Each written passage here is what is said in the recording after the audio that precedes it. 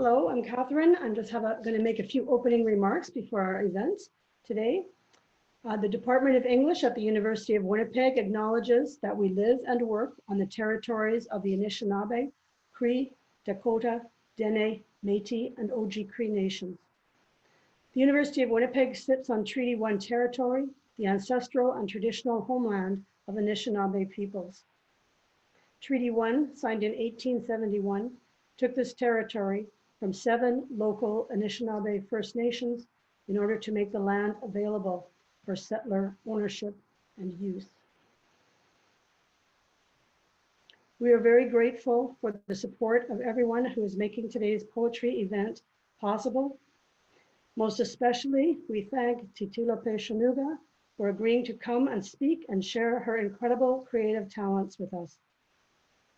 We thank the League of Canadian Poets for their support of this event and for everything they do to promote Canadian poetry.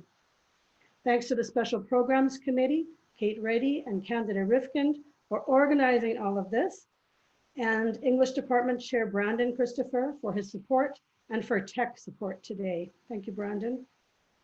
Today's reading is part of the series Black Writing in Canada, virtual speakers series. And we encourage everyone to please go to the English Department website for more information and to register for future readings.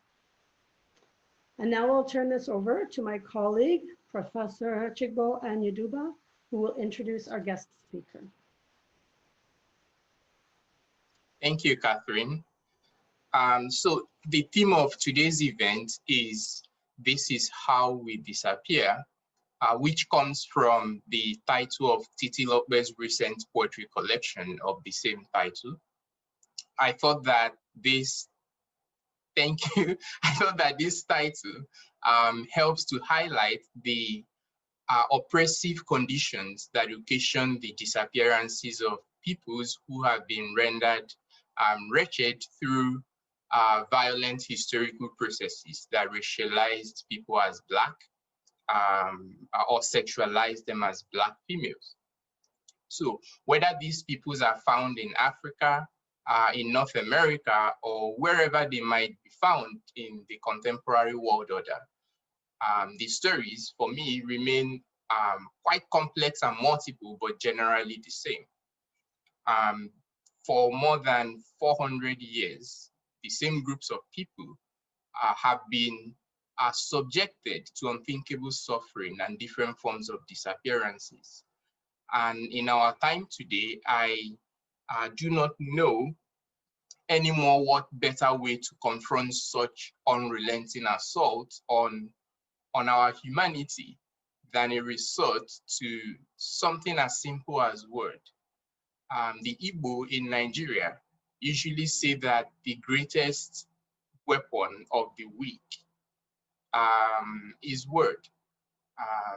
That if you take away words from the oppressed and you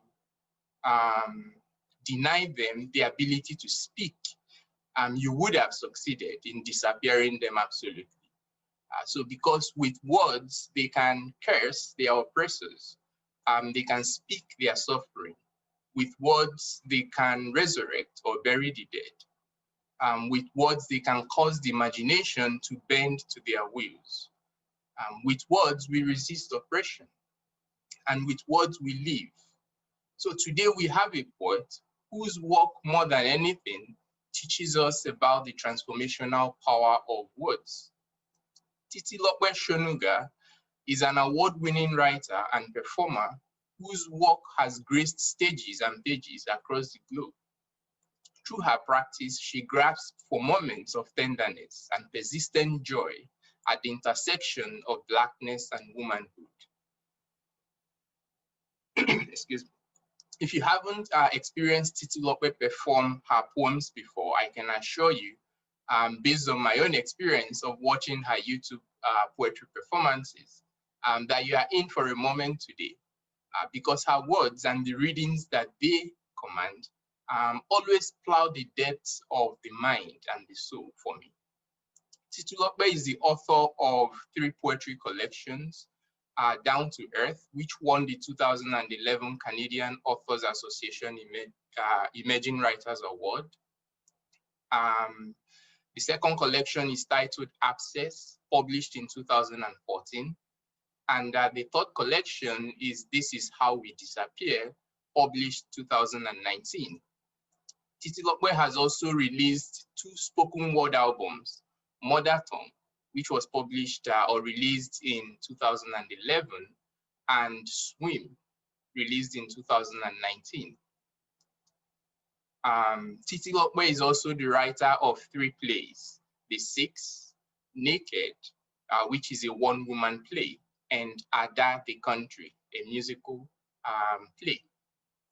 Titilope has facilitated numerous youth and adult poetry workshops locally and internationally. Her writing has been translated into several languages, including Italian, German, and Slovak. Titilope calls Edmonton, Canada, and Lagos, Nigeria home. If you want to know more about Titilope and the incredible work that she's been doing, please visit her website, titilope.ca.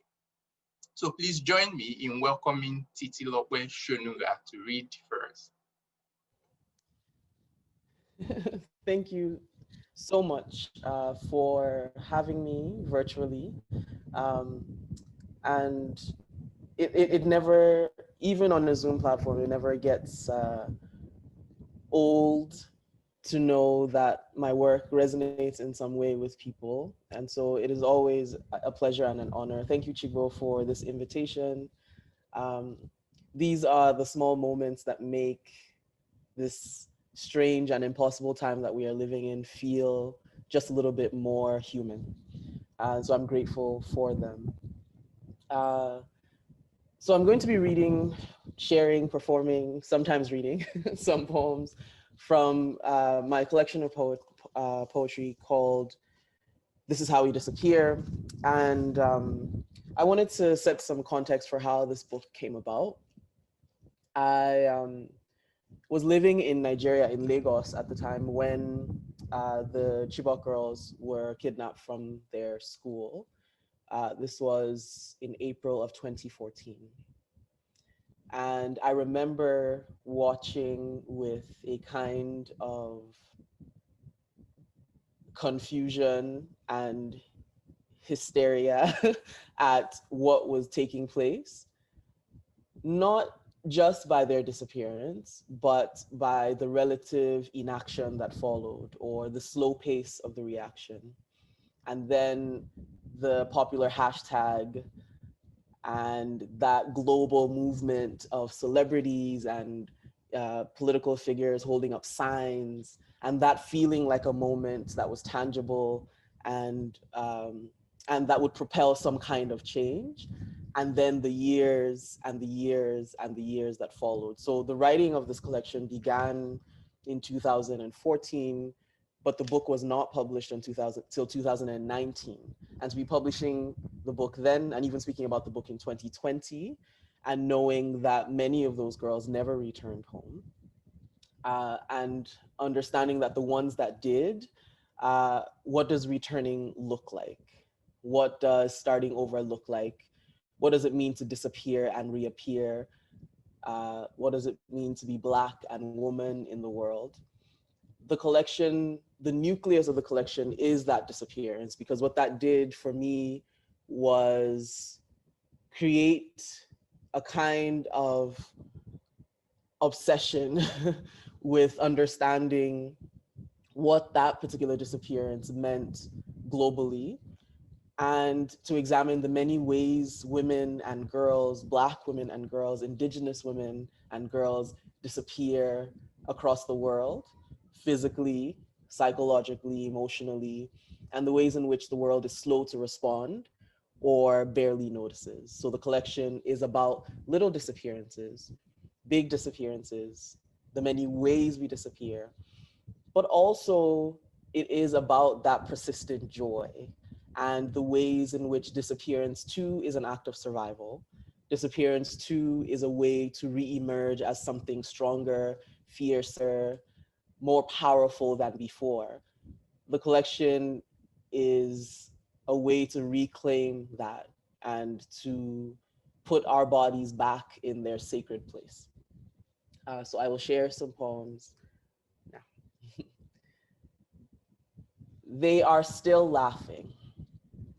In the dream, I close my eyes and count backwards from 276. The girls crawl feet first from their hiding places, some from behind the curtain where their hands stuck out, others from under the bed, untangling a mess of limbs. A slit in the silence bursts and their voices fall out. They call each other's names, unlearning memory, bones melting back to whole. The ones who did not make it into hiding shake their bodies loose from where they stood, suspended in time. They brush past me as they go, peeling back the skin of 1,000 blacking days, calling up the blood to dance beneath their former faces, the ones still soft enough for their mothers to recognize. This time, when a girl walks into a forest, real or imagined, when her body kisses the earth like a felled tree, everybody hears it. We go deaf with the hearing, even if she never makes a sound. Missing. As much as I wish to, the president said, we cannot promise that we can find them. They converted to Islam, married off to the fighters, Abubakar Shekau said. They were taken. Across the border into Cameroon, witnesses said. A negotiator told us at least 3 died in the early days from snake bite, malaria, dysentery. I am outraged and heartbroken. Michelle Obama posted a picture of herself holding a sign, please know this, Malala Yousafzai wrote, we will never forget you. Years pass without a whisper from the girls. My father's gun in the upstairs closet will shoot its first and only shot when I am 10, and the armed robbers come, rattling our gate like rabid dogs, my 3 sisters and I huddled in our nightgowns on his bedroom floor. We have to leave this country, he whispers to my mother, his finger trembling on the trigger. That night, my father will almost kill a man to protect our childhood. He will never say the words, I love you, but in the chamber of his heart is one loaded bullet. Midnight at the water's edge. Blessing and 3,000 refugees wade in, silent and barefoot, they fall into the sea. Soon, most will wash back ashore with no names to call, but the numbers scribbled on their clothes. For weeks, the smugglers' telephones on the other side, silent. No one to answer for the girls with skin like rich palm oil bloodying the water. They built fences in Morocco, pay the nations on the coastline to keep the teeming bodies back. Tomorrow, Europe might no longer be European, said Gaddafi. We'll use human beings as weapons, cram the black bodies into fishing trawlers, launch them from Libya into the sea, the ungovernable, the slaves, the concubines, and prostitutes, burn it to the ground.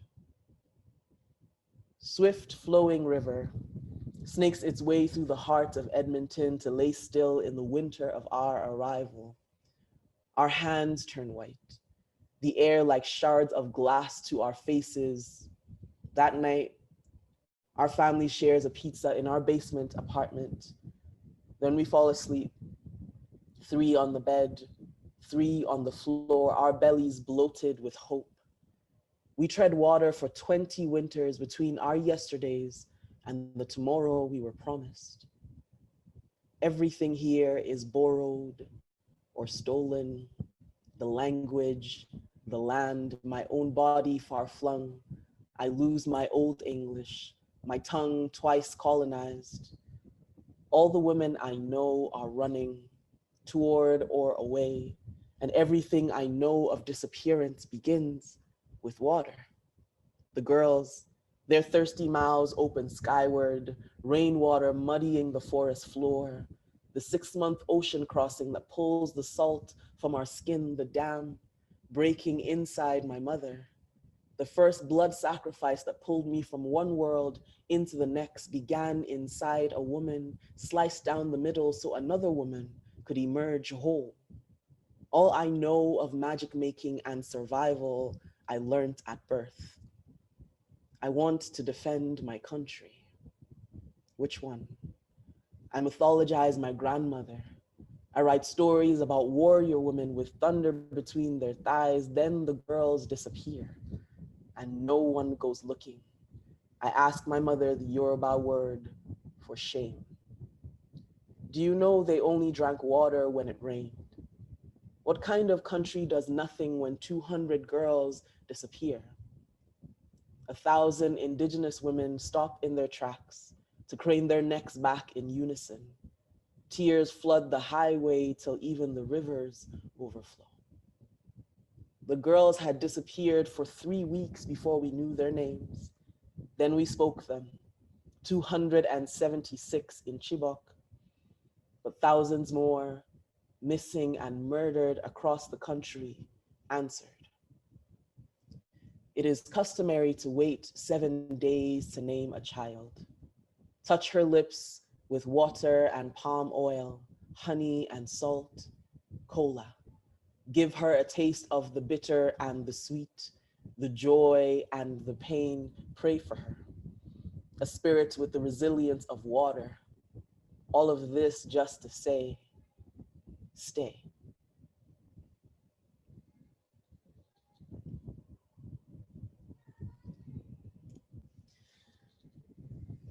Lessons in summer. This first memory is not my own. It is my sister's retold. Often enough that I enter it and I am her, thrashing beneath the water in my uncle's pool, every cell in my body willing itself to float.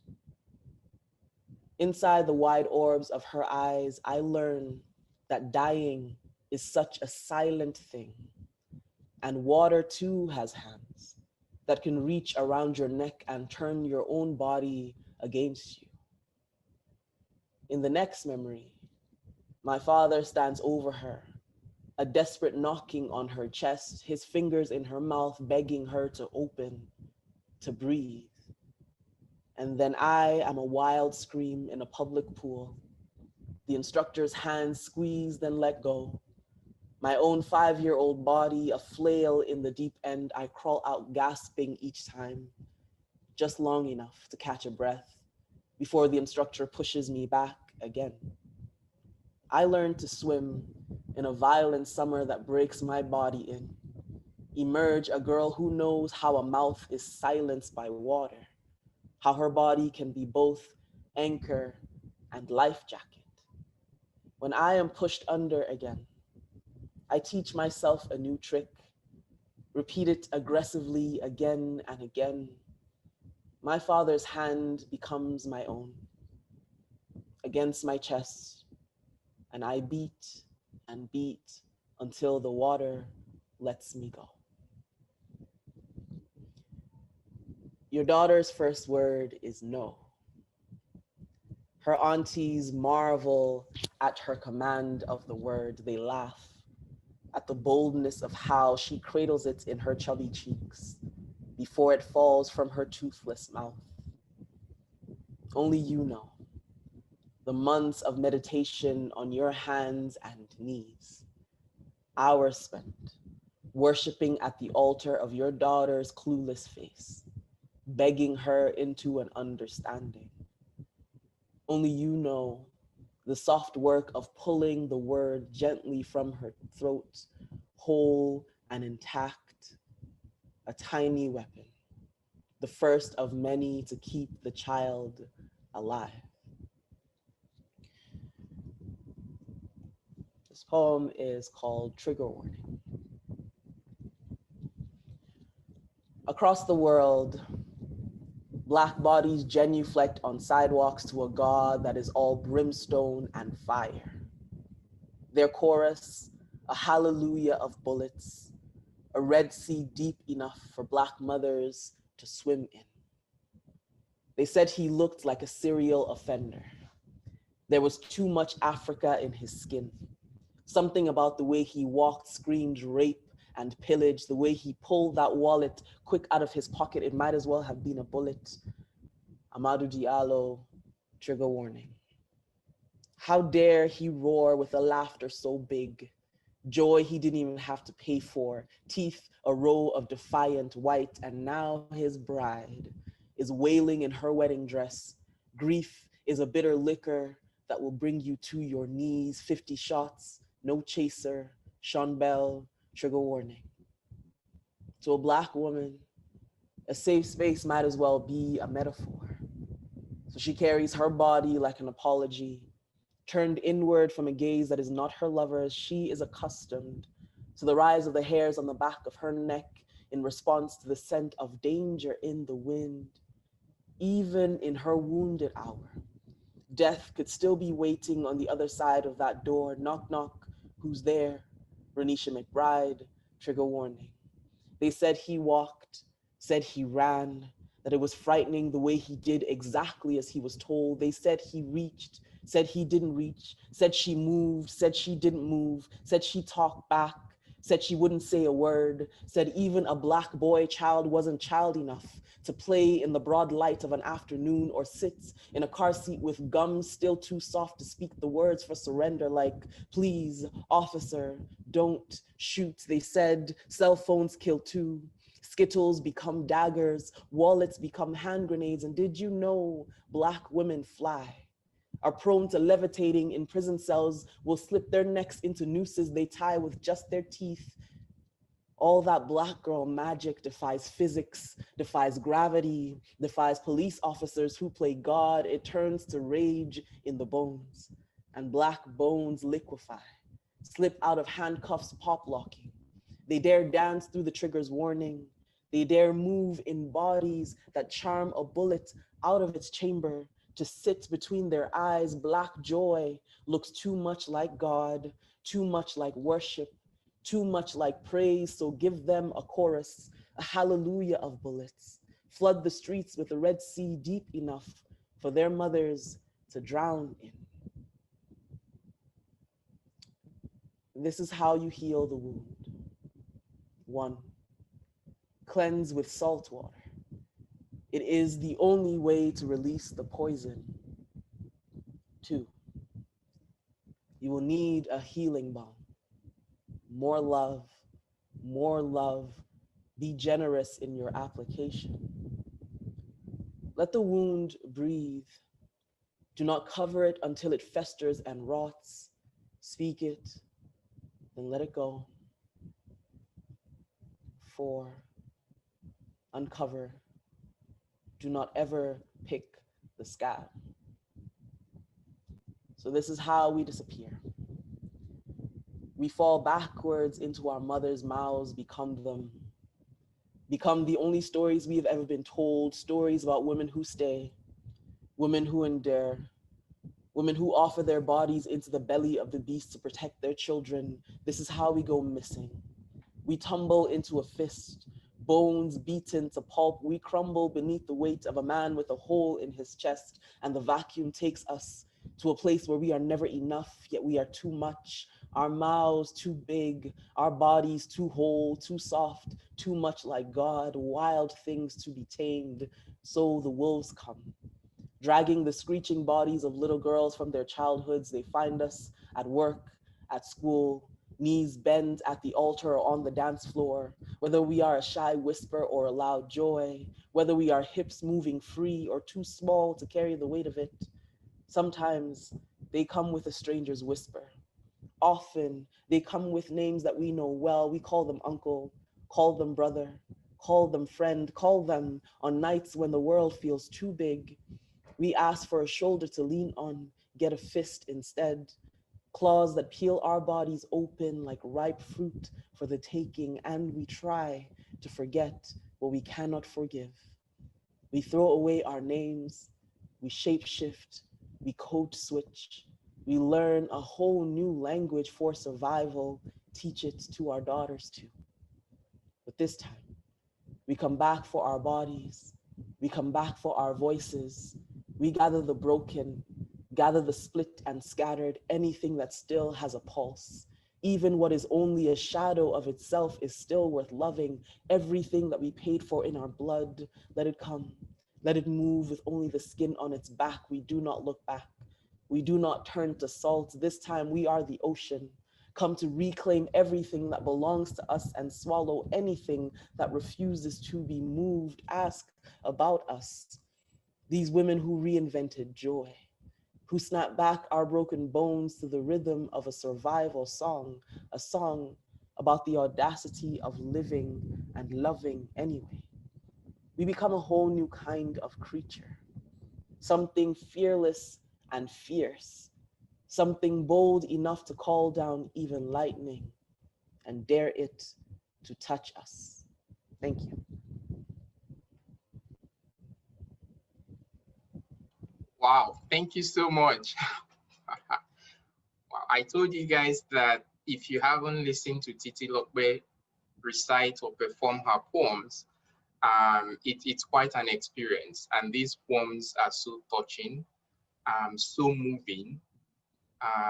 My attitude generally to poetry is not to speak about them. I prefer to experience poetry because it does something to me that I can put in words. And that's how I felt throughout as you read some of these powerful poems.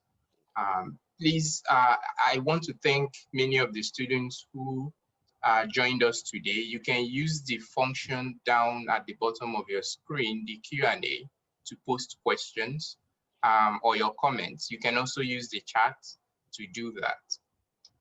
I want to start first. Initially, I wanted to ask you to walk us through your artistic process, how you get to create poems and what happens in the process of creating poetry. Why poetry? I know you were first an engineer, but then transitioned into art. Yes. So what happened and how do you get to create poems? Well, I was 13 years old when my family immigrated to Canada. We landed in Edmonton in September, and it was the coldest day of my life. And even then, there was an understanding that a very serious sacrifice had been made on my behalf. And so, as children of immigrants know, the reward, the payback for that sacrifice is through education. And so each of there are four of us, my sisters and I, all dispersed in our quest to pay back this debt. Became accountants and pharmacists and, things that our parents could call back home and boast about, because that would be what made that journey worth it. I became an engineer after my father, who was an engineer for many, many years. And I think for me, I had never considered telling stories as a profession, storytelling as something I could take home and say, this is what I do. And so it sort of remained as the hobby that I had carried from my childhood, writing in notebooks and stories and making up those sorts of things while I pursued this very serious engineering career. What I know to be true now is that when you have a particular gift or calling or an overwhelming desire to do something else, it has this way of haunting everything that you try to do that isn't that thing. And so I went on, I was an engineer for 5 years. I built roads in the city, but always in the margins of an engineering drawing somewhere is like the beginnings of a line, of a poem, of a thing that was always constantly floating around in my head. I started performing at open mics in the city, and without going into what this like over a decade long journey has looked like, poetry essentially eclipsed the rest of my life. It became glaringly obvious both to me and to the people around me that this was something I needed to pursue. And so it has taken me all over the globe, but always my process is the same. I have in the same way that you might have a line from a song stuck in your head. When a poem is about to make its entrance, it appears to me in that very same way. And sometimes it's a line that I wrote down 4 years ago, and then suddenly I revisit that and think, oh, there's something here. I begin all my poems on the page. My first love has always been poetry on the page. I remember even while I was at the University of Alberta, I went into, there's a bookstore and found Ntozake Shange's book for colored girls who have considered suicide when the rainbow is enough. It's this very tiny sliver of a book. And I pulled it off the shelf. You might have it behind you. Oh yeah, it's right there. Yes, that book. This is the book that started all. So I pull it off the shelf, and my plan was to, go buy the book and read it. But before I left the store, I was already inside of this book. For me, what it presented was a possibility that poetry could exist in this way, as play, as monologue, as as pure feeling on the page. And I think that's when the seed was planted.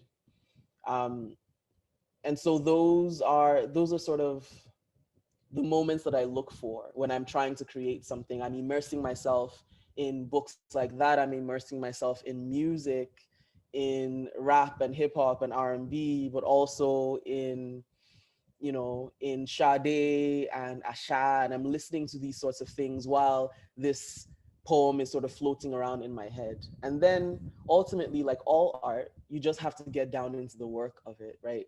In the beginning, most of my poems were born out of just pure inspiration. I think that's sort of like that beginner's energy where it's like, deep emotion, a poem appears on the page and it's like just there. But once it turned from hobby into my life, I had to create more structured systems to create work. So getting down onto the page, putting down the first draft of nonsense and gibberish. For me, the work is in the edit. So where the poem actually happens is in the going back and chopping and going back again and rearranging. I approach poetry writing in the same way that I approached engineering. It is sort of like puzzle making. For me, it is like a world building exercise in which you're trying to create a kind of symmetry and balance in the writing. And so I approach, once the first draft is done, which is usually just nonsense, it's in the going back and rearranging and pulling together and stripping back that the poem eventually emerges. And sometimes I do all of that to arrive at 2 lines of a poem, and then the real poem begins. And so it's an iterative process. It can be quite lengthy, but sometimes it pays off. Wow. You won't believe this, but last night I had a dream. Actually, when I was reading your poem, all the books I lined up here, there were books that I thought about while reading This Is How We Disappear. I'm honored because those books are last beautiful. night, I dreamt that I was going to pull out exactly this book you referenced. So it's just that deja vu that happened to me now, and I recollected that dream of showing that book. It's just Oh, wow. unbelievable, right? Yeah. So the next question I wanted to ask, it's something to do with disappearance, which for me stood out quite strongly. Not just because of the kinds of things happening now and the temporality of many of these things. You have outbursts of protest and sudden awareness of something that is an everyday experience for many people, and then the fizzle out of consciousness, Yes. only to return again, and all of that. So there's that kind of indefiniteness to that phenomenon. And then the way you represented disappearance also carries that kind of indefiniteness. Unlike death, that is very definite. We know if someone dies, they are dead. There's a kind of finality to that.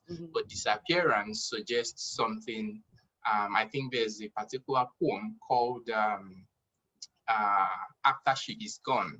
It's one of my most memorable poems in the collection.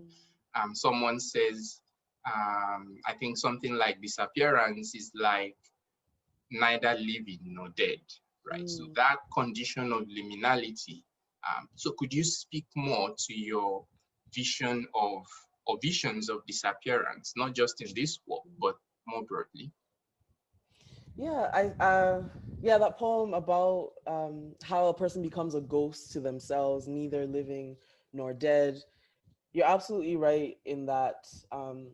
I wanted for the book to have a kind of haunting quality, in the same way that as you say, when a person passes away, there's a kind of closure that is possible there, in the way that it isn't when they simply disappear. When there's always this ghost of a person that becomes a part of your life. I wanted, when I was writing this work, to think more deeply about who the girls were, to their families, to their friends, to the people who carry them long after the hashtag is exhausted and when the world moves on as they have. I wanted to know who loved them and how. And so when I was reading articles and just digging in the beginning, I was looking for tiny details like, the description of somebody's smile or the color of a scarf or a hijab, and trying to pull those pieces into the work to remind myself and the world that these women, these girls existed for someone as a real living being beyond the headlines, and that long after we have moved on with our lives, they carry them. They carry that person with them. I think if we think about this larger disappearance across the world, here in Canada and beyond, there's a sense in which the world moves on quite quickly from the disappearance of racialized people. And that has historic context, right? And in the ways that our lives are valued, in the ways that even in death, we are, even in the moment of our death, there is a kind of spectacle sport that happens, and then there's a moving on, and that video lives on for the families of those people eternally. For me, disappearance is not a final thing. It becomes a part of who you are. As a person who knows what it is to lose family in that way, that disappearance sits with you at dinner tables, it sits with you at birthday parties, at Christmas. That person is always there even when they are not. And I wanted that sense of lingering, that sense of haunting, to be carried through in the work. Yeah, and that connects very well with there's so much ghosts in this collection. Yes. You have a lot of ghosts. You have, and some of these ghosts are very furious. Yes. Books that beloved hauntingness in yeah. So you have furious ghosts. You have ghosts that are silent, quiet, but their presence is sort of felt. You have ghosts that ask for justice. They cry for justice. On the other hand, you also have ghostly figures in the form of ancestors that inspire, grandmothers and great grandmothers and mothers in this poem. Yeah. So what's your relation with ghostliness? I understand the aspect of disappearance, but in terms of your poetic process and when you are trying to write some of these poems, what does that do when you know these experiences are there, but then they seem to sort of come through your poem as ghosts? I wanted to touch on briefly what you mentioned about the motherly ghosts in the work. A lot of the writing of the collection happened, the final push happened at a time when I was heavily pregnant with my now 2-year-old son. And so there definitely was this maternal quality in the work and this maternal presence, this birthing of the book and birthing of a baby in the same time frame. But I've always thought about these motherly figures in my life as spirit guides in a way. I know that motherhood has made me look upon motherhood in new ways. So I think often about my grandmother and her mother and my own mother and the ways in which women have disappeared into themselves in their lives and the choices that they made, those sacrifices. And I've learned to look at them with a measure of grace now that I don't think I could when I was much younger. I recognize that there are many ways to disappear and reappear and to reinvent yourself within the context of the society that you live in, and for that too to be worthy of honor, even if those choices would not be my own. Ghostliness in the writing, I think, like all creative processes, when there's a piece of work that is like lingering in the space before it appears into the world, it is like a ghostly presence that follows you everywhere until it's rendered real. So when I'm writing these stories, honestly, sometimes it feels like there's a sense of this poem, this presence sitting beside me or around me while I try to translate what that experience is to the page. There's a sense in which, especially when you're telling stories that are so heavy and are based on real lived experiences and conversations and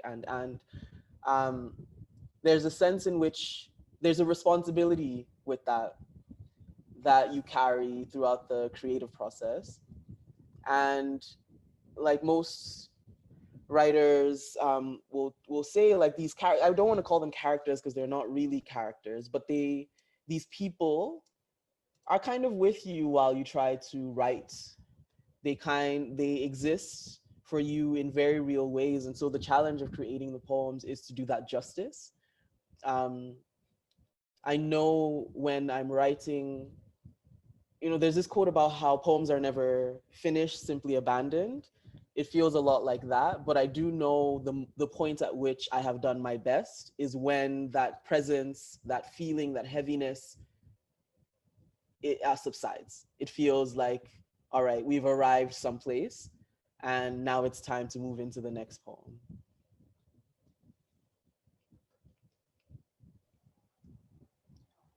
So Ryan says, well done, Titilope. Thank you for sharing your poem. Thank you, Ryan. So I encourage you to post your questions or comments. Yeah, speaking of ghostliness, there's lots of ghostliness there are so many ghosts.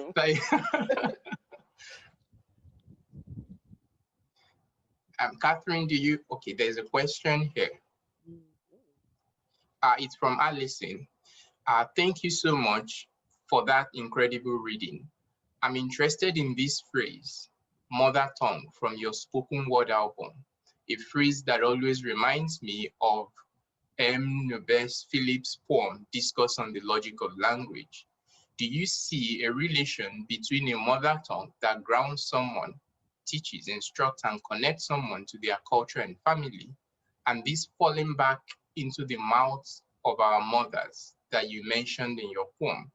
This kind of going missing that happens through a repetition or a learned kind of silencing, if I understood that section correctly. Yeah. That's so, mother tongue is a lifetime ago, so it pleases me to no end to hear that mentioned. As Chico said at the beginning, language and speech and storytelling is the way in which the oppressed reclaim their stories. When you take away their language and their voices, it is as though they cease to exist.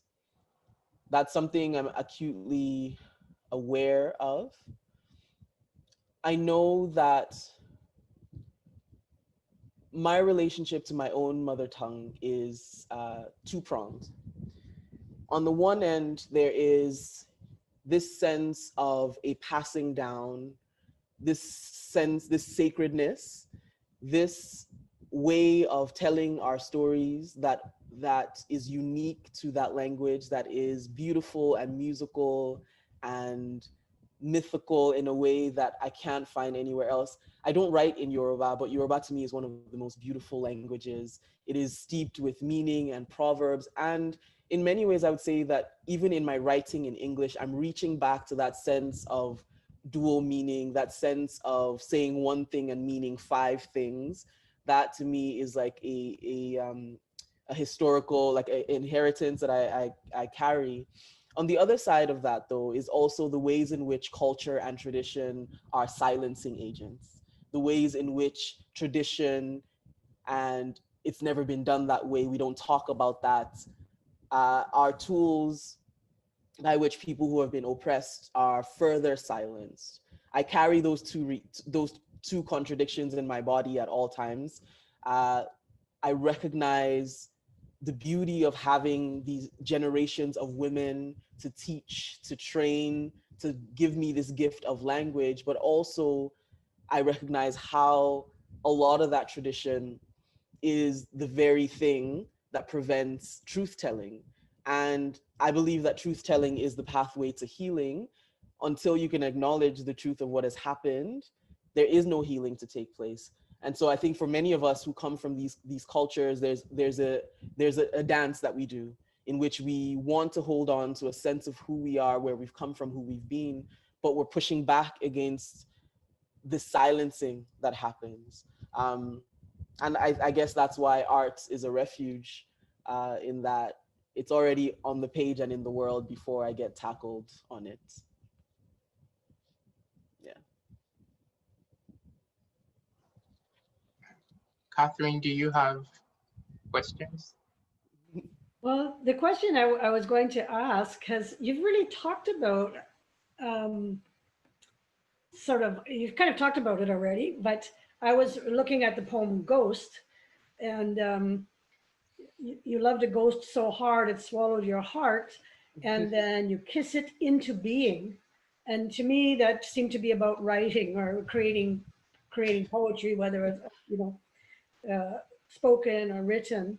And then I like the lines near the end. This is a very short poem here on page 77, but no one ever taught you the alchemy of your love. Its magic animates the bones. And so I just thought such a powerful poem, and those who are lost to us through death or disappearance, it's like a magic way of bringing them back. So is that about making poetry in a way? I think it's beautiful. And this is the magic of art making, right? You mother the poem and give it to the world, and then it can take on new meaning for any and everyone. I think that's beautiful. I will say, full disclosure, this poem is about love, and it's about the end of a relationship. It is about the ways in which we project onto other beings a version of what we wanted to see. So this idea that this person is in essence a ghost, that my projections, my own breath, my own love, animated and brought to life, that version of who that person was never existed. And so in essence, I was loving a shadow of a person. And because I didn't know the power of my own love, because I didn't understand the ways in which it animates the bones of the most fossilized, I didn't recognize that what I was loving was a reflection of myself. I think that's what I meant, but ask me again tomorrow. That's so interesting, so interesting. It looks like there's some more questions or comments coming in. From Cheryl, thank you so very much for such an inspirational reading. Between tears, I am writing of my motherly ghosts as I am hearing your words.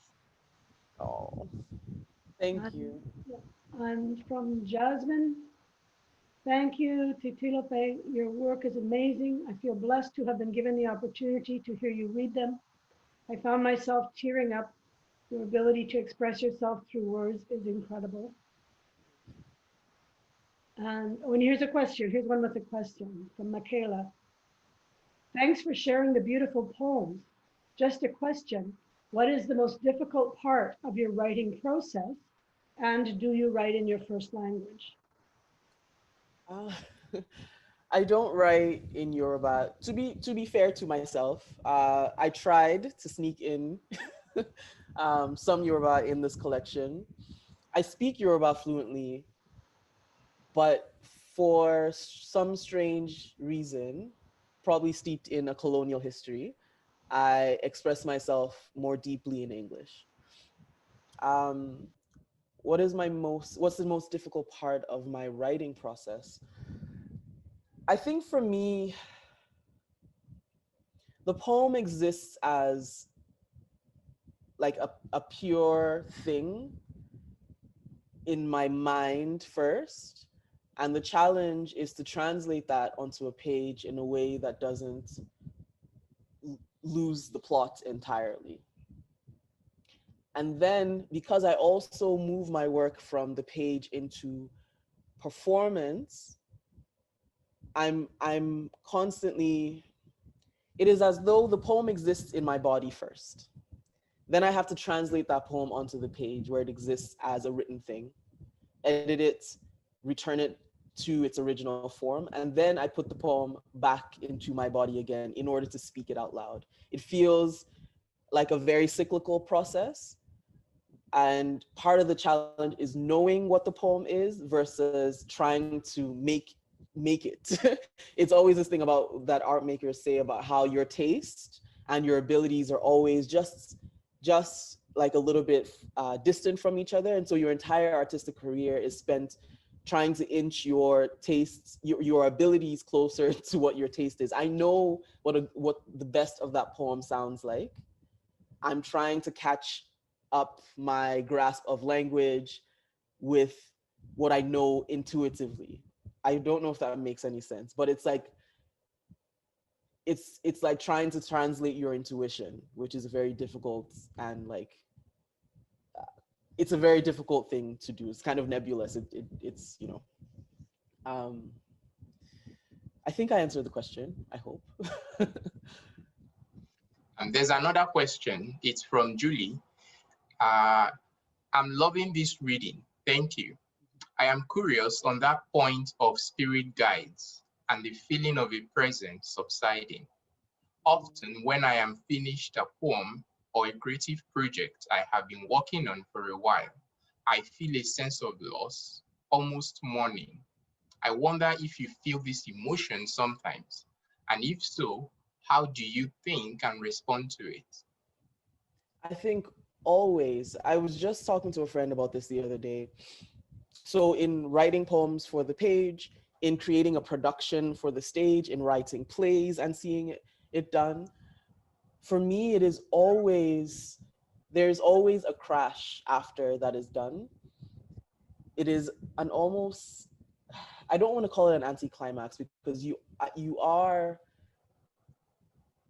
glad and grateful that the work now exists in the world, but there is absolutely a sense of loss and a sense that something has ended and that you can never go back to that moment again. This is something that most artists live with. And it is why I often say that the destination of the work cannot be my sole goal for creating work. So what the ways in which I respond to that is to allow myself to be fully present in the moments of creation, of making mistakes, of doing the thing, such that what I'm looking forward to is not the finished poem or people's response to the poem or any kind of acclaim that might come from it, because that is such a fleeting and temporary happiness. What I'm invested in is joy, and joy in the creation, and joy in the work of expanding my abilities to tell stories in different formats and different forms. I am fully invested in enjoying what I'm doing while I'm doing it, because I'm very aware of that feeling of after, which is often low, and it's like, okay, until the next thing. So my response to that would be, I know that it sounds deeply cliche, but it is the only thing that the only way in which I've been able to survive doing this work with the highs and the lows of it is to just enjoy the moment, to live in that moment and cherish that joy and keep creating.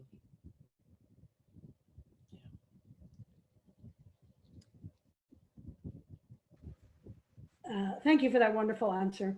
I want to read one. There's another comment for you.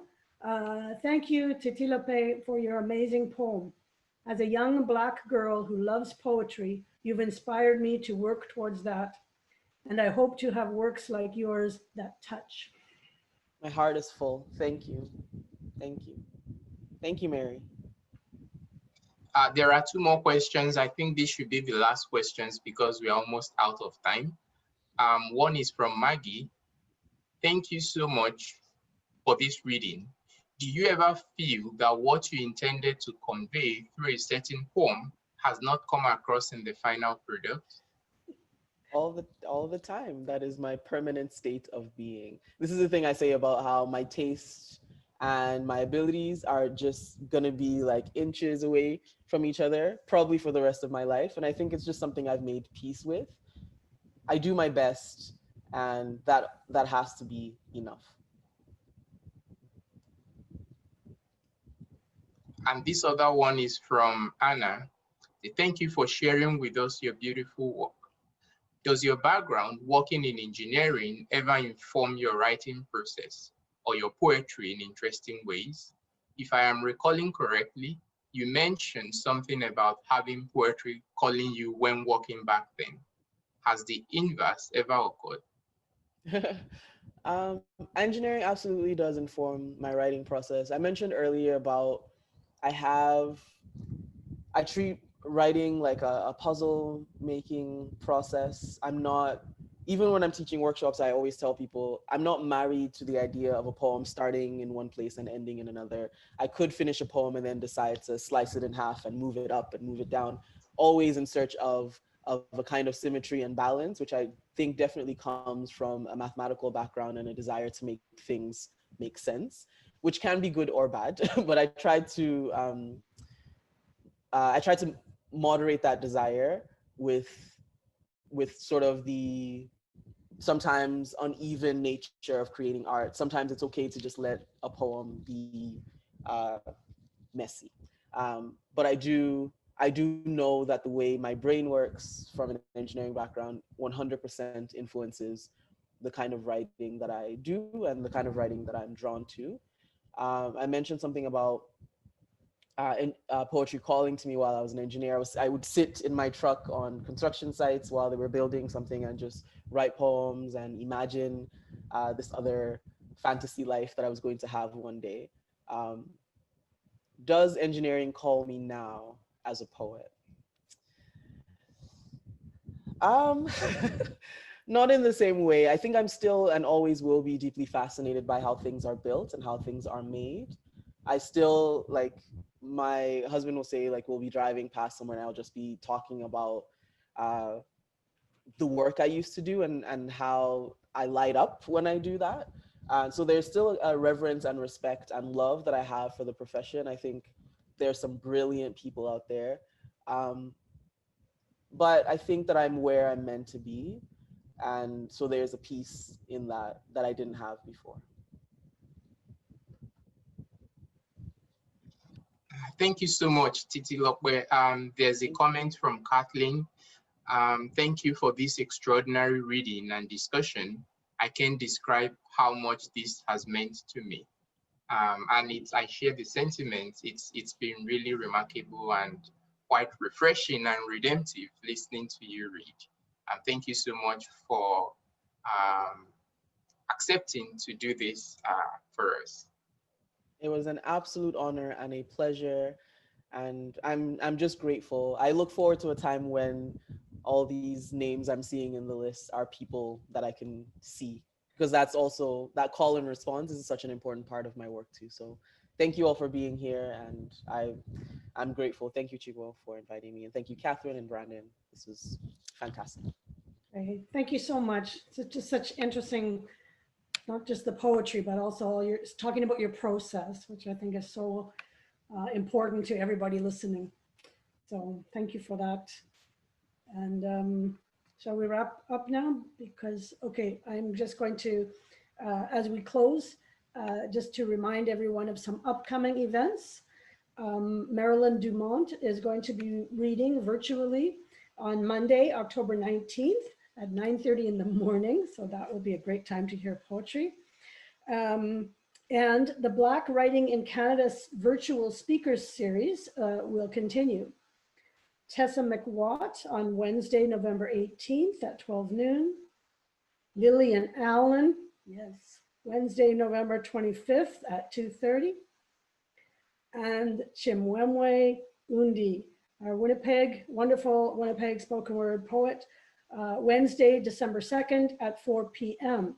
So you don't need to memorize all of that because it's all on the English department web page. You might have to scroll down a bit to find it, but it is there. Okay, so thank you, everybody. Thank you, Titilope. Very grateful. Bye-bye.